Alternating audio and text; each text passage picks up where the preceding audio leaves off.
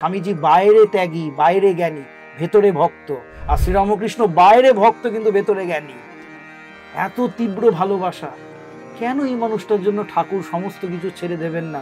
কেন মা বলবেন না যে ঠাকুর যদি থাকতেন তিনি আর কি নরেনকে মাথায় করে রাখতেন, তোমরা তো বাবা তাকে শুধু পাশে বসিয়েছ। এইরকম ভালোবাসা স্বামীজির মানে আর কি ঠাকুরের প্রতি ছিল। তাও দেখুন কিরকম পরখ করছে, অলৌকিক কত খেলা দেখেছে। তাও বলছেন স্বামীজি এটি কথামৃতে আছে। গুরু ভাইদের বলছেন ভায়া ওরকম ভাবে শুয়ে আছে, কথা বলবার ক্ষমতা নেই। আমি তখন ভাবছি মনে মনে যে এ অবস্থাতেও যদি উনি বলেন উনি ভগবান তবেই মানি। পরীক্ষা করছে, এত কিছু দেখেছে কিন্তু এই অবস্থাও যদি তিনি বলেন, কারণ মুখতে কথা বেরোচ্ছে না। বলছে ভায়া যেই না ভেবেছি এই কথা, দেখি তোমার আমার সাথে যেমন আগে কথা বলতেন ওই রকম কোনো রোগের চিহ্ন মাত্রই নেই। হঠাৎ আমার দিকে উঠে বলছে এখনো মনে সন্দেহ যে রাম যে কৃষ্ণ সেই ইদানিং এই শরীরে রামকৃষ্ণ।